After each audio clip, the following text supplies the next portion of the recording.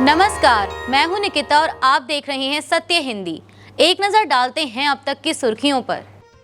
Bharat America trade deal में कुछ दालें भी शामिल। सौदे में क्या क्या छुपाया गया? खड़गे बोले ट्रैप डील का सच अब धीरे धीरे सामने आ रहा है। भारत अमेरिका ट्रेड डील को लेकर नए सवाल खड़े होने लगे हैं। दरअसल व्हाइट हाउस की 9 फरवरी को जारी फैक्ट शीट में कुछ ऐसी बातें सामने आई हैं जो 6 फरवरी के संयुक्त बयान में नहीं थी। फैक्ट शीट में कुछ दालों पर टैरिफ घटाने या खत्म करने का जिक्र है, जबकि पहले यह शामिल नहीं था। साथ ही फैक्ट शीट में पशु चारे के लिए शब्द को भी हटा दिया गया है। इसके अलावा साझा बयान में अमेरिका से $500 बिलियन की खरीद में एग्रीकल्चर शामिल नहीं था, लेकिन फैक्ट शीट में इसे शामिल किया गया है। तो क्या समझौते में जो चीजें भारत के पक्ष में नहीं हैं, वे धीरे धीरे बाहर आ रही हैं? कांग्रेस ने तो इसको लेकर बड़ा हमला बोला है। कांग्रेस अध्यक्ष मल्लिकार्जुन खड़गे ने कहा कि ट्रैप डील का सच अब धीरे धीरे सामने आ रहा है। वहीं विशेषज्ञों का कहना है कि दालों और अन्य कृषि उत्पादों पर टैरिफ कटौती से अमेरिकी निर्यात को फायदा होगा, जबकि भारतीय किसानों और डेयरी सेक्टर पर दबाव बढ़ सकता है। सरकार डील को संतुलित बता रही है, लेकिन पूरी तस्वीर धीरे धीरे सामने आ रही है। एनसीपी शरद पवार गुट के नेता रोहित पवार ने दावा किया है कि महाराष्ट्र के डिप्टी सीएम अजीत पवार की मौत एक साजिश का नतीजा थी। मुंबई में प्रेस कॉन्फ्रेंस में रोहित पवार ने विमान दुर्घटना से जुड़े तथ्यों पर एक डिटेल्ड प्रेजेंटेशन दिया। उन्होंने कहा कि यह जरूरी नहीं कि साजिश राजनीतिक हो, लेकिन यह 100% साजिश है। रोहित पवार ने गांव पंचायत के सीसीटीवी फुटेज का हवाला दिया, जिसमें क्रैश होने से पहले विमान झुकता दिख रहा है। उन्होंने अजीत पवार के आखिरी वक्त में बदले गए ट्रैवल प्लान और पायलट में अचानक किए गए बदलाव पर भी सवाल उठाए। उन्होंने आरोप लगाया कि पायलट सुमित कपूर के शराब पीने से जुड़े व्हाट्सएप चैट मौजूद हैं। रोहित ने यह भी कहा कि एटीसी के निर्देश के बावजूद गलत रनवे के लिए अनुरोध किया गया और सेफ्टी सिस्टम बंद था। कांग्रेस अध्यक्ष मल्लिकार्जुन खड़गे ने इस फैक्ट शीट के मुद्दे पर सोशल मीडिया प्लेटफॉर्म एक्स पर प्रतिक्रिया देते हुए लिखा कि यह डील भारत की आर्थिक संप्रभुता पर हमला है और प्रधानमंत्री मोदी ने राष्ट्रीय हितों को दांव पर लगा दिया है। कांग्रेस अध्यक्ष ने कहा कि जहां सरकार ने कहा था कि भारत अमेरिका संयुक्त बयान में रूसी तेल का कोई जिक्र नहीं है, वहीं व्हाइट हाउस की फैक्ट शीट ने इसकी पोल खोल दी है। व्हाइट हाउस के मुताबिक अतिरिक्त 25% टैरिफ हटाने की शर्त यह है कि भारत रूसी तेल खरीदना बंद करेगा। विपक्ष ने सवाल उठाया कि मोदी सरकार ने भारत की संप्रभुता की इस गिरावट को क्यों स्वीकार किया।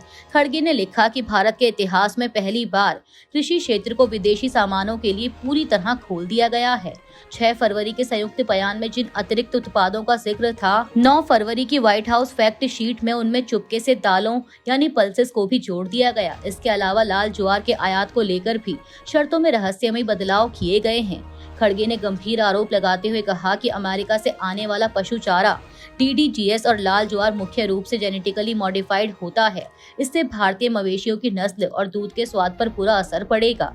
मोदी सरकार, जिसने 2017 से GM चारे को मंजूरी नहीं दी थी, उसने अचानक इसे अनुमति दे दी है। इससे देश के 2 करोड़ डेयरी किसान प्रभावित होंगे। उन्होंने कहा कि गाय के नाम पर राजनीति करने वाले अब मवेशी आबादी को नष्ट करने पर तुले हैं। स्पीकर की कुर्सी पर नहीं बैठेंगे ओम बिरला, विपक्ष के अविश्वास प्रस्ताव के बाद लिया फैसला। रिपोर्ट। लोकसभा स्पीकर ओम बिरला ने मंगलवार को कहा कि विपक्षी सांसदों द्वारा उनकी कुर्सी के खिलाफ लाए गए अविश्वास प्रस्ताव पर फैसला होने तक वह लोकसभा की कार्यवाही में शामिल नहीं होंगे। सूत्रों के मुताबिक उन्होंने तय किया है कि प्रस्ताव के निपटारे तक वह स्पीकर की कुर्सी पर नहीं बैठेंगे।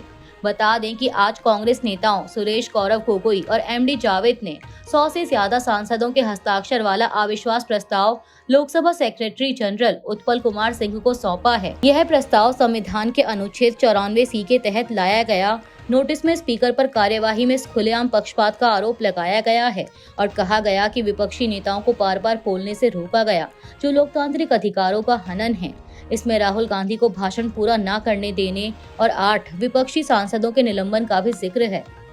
असम में SR के बाद फाइनल वोटर लिस्ट जारी, 2.43 लाख वोटरों के नाम काटे गए। असम में इलेक्टोरल रोल के स्पेशल रिवीजन के बाद वोटरों की संख्या में कमी दर्ज की गई है। चीफ इलेक्टोरल ऑफिसर के ऑफिस के मुताबिक फाइनल वोटर लिस्ट में 2.43 लाख वोटर कम हो गए हैं। 27 दिसंबर 2025 को जारी ड्राफ्ट लिस्ट में कुल 2,52,01,624 वोटर थे, जो घटकर 10 फरवरी 2026 को प्रकाशित फाइनल रोल में 2,49,58,139 रह गए। यह करीब 0.97% की कमी है।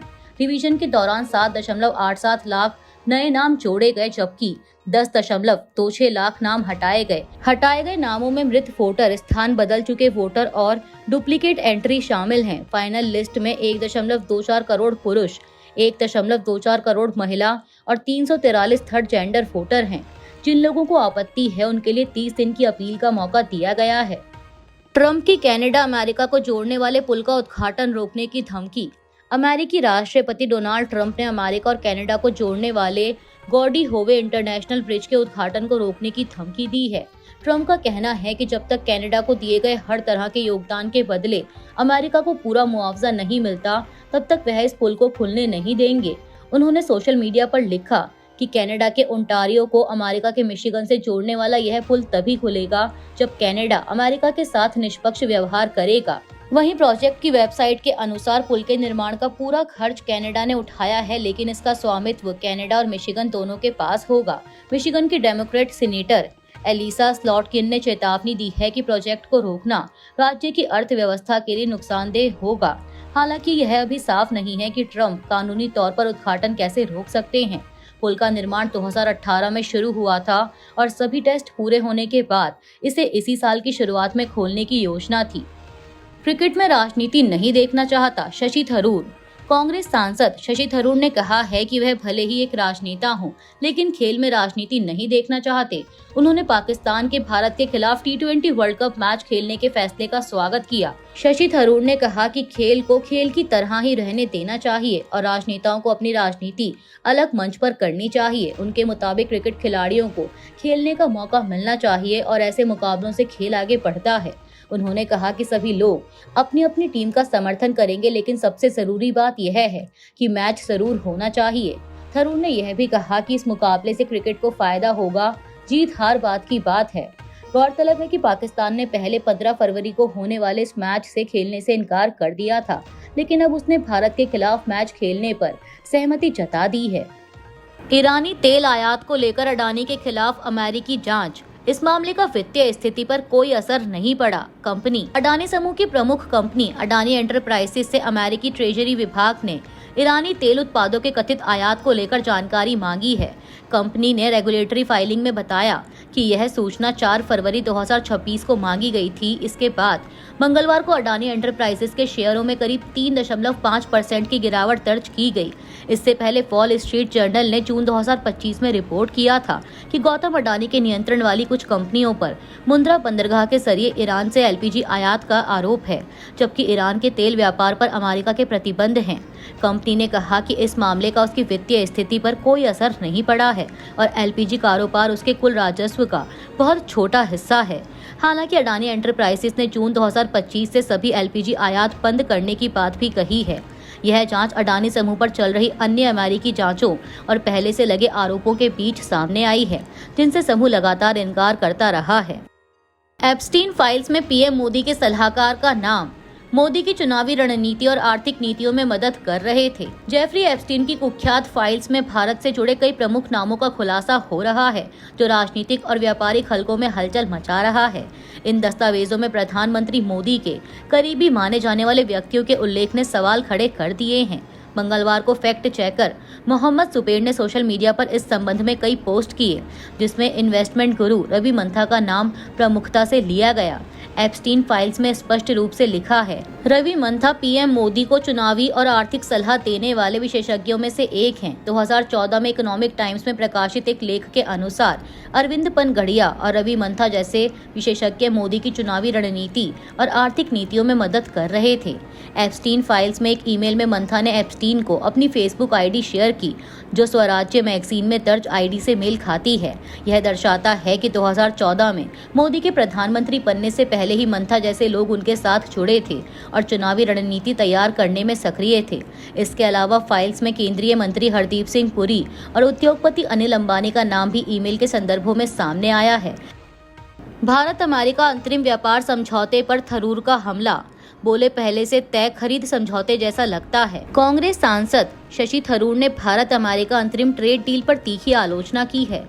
मंगलवार को लोकसभा में बजट पर बहस के दौरान उन्होंने कहा कि यह डील फ्री ट्रेड एग्रीमेंट से कम और पहले से तय खरीद समझौते जैसी ज्यादा लगती है। थरूर ने विदेश मंत्री एस जयशंकर और वाणिज्य मंत्री पीयूष गोयल पर सवालों से बचने के लिए पिंग पोंग खेलने का आरोप लगाया। उन्होंने कहा कि सरकार का यह दावा सही नहीं है कि भारत ने चीन, वियतनाम या अन्य एशियाई देशों से बेहतर डील हासिल की है। थरूर के मुताबिक भारत का अमेरिका के साथ व्यापार लगभग 130 अरब डॉलर का है और 45 अरब डॉलर का सरप्लस है। इसके बावजूद सरकार ने 5 साल में 500 अरब डॉलर का अमेरिकी सामान खरीदने का वादा किया। उन्होंने सवाल उठाया कि जब अमेरिकी निर्यात पर 18% टैरिफ है तो भारत कैसे लगभग शून्य टैरिफ, खेती खोलने और रणनीतिक ऊर्जा आयात बदलने जैसे वादे कर रहा है। थरूर ने कहा कि संसद को किसानों, एमएसएमई और घरेलू उद्योग की सुरक्षा को लेकर कोई साफ जानकारी नहीं दी गई, जिससे बजट की विश्वसनीयता पर भी असर पड़ता है। स्पीकर के खिलाफ नो कॉन्फिडेंस मोशन पर टीएमसी ने बनाई दूरी। अभिषेक बनर्जी बोले दबाव धीरे धीरे बढ़ाया जाना चाहिए। टीएमसी ने लोकसभा स्पीकर ओम बिरला को हटाने की मांग वाले प्रस्ताव पर साइन करने से फिलहाल दूरी बना ली है। पार्टी के राष्ट्रीय महासचिव अभिषेक बनर्जी ने कहा कि टीएमसी उद्देश्य से सहमत है, लेकिन संयमित और रचनात्मक तरीके से आगे बढ़ना चाहती है। उन्होंने पहले स्पीकर को विपक्ष की शिकायतों पर कार्रवाई का मौका देने की बात कही और कहा कि अगर 3 दिनों में कोई कदम नहीं उठता तो नो कॉन्फिडेंस मोशन लाया जा सकता है। इसके उलट टीएमसी ने चीफ इलेक्शन कमिश्नर यानी सीईसी ज्ञानेश कुमार के खिलाफ इम्पीचमेंट मोशन का खुलकर समर्थन किया। अभिषेक बनर्जी ने कहा कि मुख्य चुनाव आयुक्त के मामले में सभी विकल्प आजमाए जा चुके हैं और अब इम्पीचमेंट आखिरी रास्ता है। टीएमसी का मानना है कि दबाव धीरे धीरे बढ़ाया जाना चाहिए, न कि जल्दबाजी में फैसला लिया जाए। स्पीकर के खिलाफ अविश्वास प्रस्ताव का नोटिस, बीजेपी ने महिला सांसदों को किया आगे। स्पीकर ने विपक्ष के नो कॉन्फिडेंस मोशन का दिया जवाब। लोकसभा में जारी गतिरोध के बीच कांग्रेस के नेतृत्व वाले विपक्ष ने मंगलवार को लोकसभा अध्यक्ष ओम बिरला के खिलाफ अविश्वास प्रस्ताव का नोटिस लोकसभा महासचिव को सौंपा। इस प्रस्ताव पर कांग्रेस, टीएमके, समाजवादी पार्टी समेत विपक्षी दलों के 125 से ज्यादा एमपीज के हस्ताक्षर हैं। हालांकि टीएमसी ने अभी समर्थन नहीं दिया है। विपक्ष का आरोप है कि स्पीकर पक्षपातपूर्ण रवैया अपना रहे हैं। नेता विपक्ष राहुल गांधी को बोलने नहीं दिया गया और 8 विपक्षी सांसदों को पूरे सत्र के लिए निलंबित कर दिया गया। हंगामे के कारण मंगलवार को भी संसद बार बार स्थगित हुई और कार्यवाही दोपहर 2 बजे तक टालनी पड़ी। वहीं इस बीच बीजेपी की महिला सांसदों ने स्पीकर को पत्र लिखकर 4 फरवरी को सदन में हुए दुर्भाग्यपूर्ण घटनाक्रम के लिए विपक्षी महिला सांसदों पर कार्रवाई की मांग की और स्पीकर की भूमिका की सराहना की। वहीं इस बीच लोकसभा स्पीकर ओम बिरला ने मंगलवार को अपने खिलाफ लाए गए नो कॉन्फिडेंस मोशन पर तुरंत प्रतिक्रिया देते हुए लोकसभा सचिवालय को नोटिस की जांच कर प्रक्रिया में तेजी लाने के निर्देश दिए। भारत अमेरिका डील में 18% टैरिफ होने पर जिस बांग्लादेश से तुलना कर मोदी सरकार खुशियां बना रही थी, उसने अमेरिका से एक सौदा कर रातों रात उन खुशियों पर पानी फेर दिया। इस सौदे से भारतीय टेक्सटाइल को दोहरा झटका लगा है। दरअसल बांग्लादेश ने टेक्सटाइल में अमेरिका के साथ एक ऐसा सौदा कर लिया है कि उसे 0 टैरिफ देना होगा, जबकि भारतीय टेक्सटाइल पर 18% टैरिफ लगेगा। सीधा मतलब यह है कि 100 रुपए का कपड़ा बांग्लादेश अमेरिका में 100 रुपए में बेच पाएगा, जबकि भारत को अमेरिका में बेचने पर 118 रुपए खर्च करने होंगे। इसके अलावा भारतीय कपास पर निर्भर रहा बांग्लादेश अब अमेरिका से ही कपास खरीदेगा, जिससे भारतीय कपास किसानों, स्पिनर्स और तिरुपुर, सूरत, पानीपत जैसे टेक्सटाइल हब को नुकसान होगा। बता दें कि ये खबर सामने आने के बाद इसका बाजार में असर भी दिखा। कई टेक्सटाइल शेयर 5% तक गिरे। विपक्ष ने कहा है कि इस डील से लाखों नौकरियां खतरे में हैं और सरकार को जवाब देना चाहिए कि 18% टैरिफ से भारत को आखिर फायदा क्या हुआ। अभी के लिए इतना ही। बाकी की देश दुनिया की बड़ी खबरों के लिए जुड़े रहिए सत्य हिंदी के साथ। Copyright disclaimer under Section 107 of the Copyright Act 1976. Allowance is made for fair use for purposes such as criticism, comment, news reporting, scholarship, and research. Fair use is a use permitted by copyright statute that might otherwise be infringing.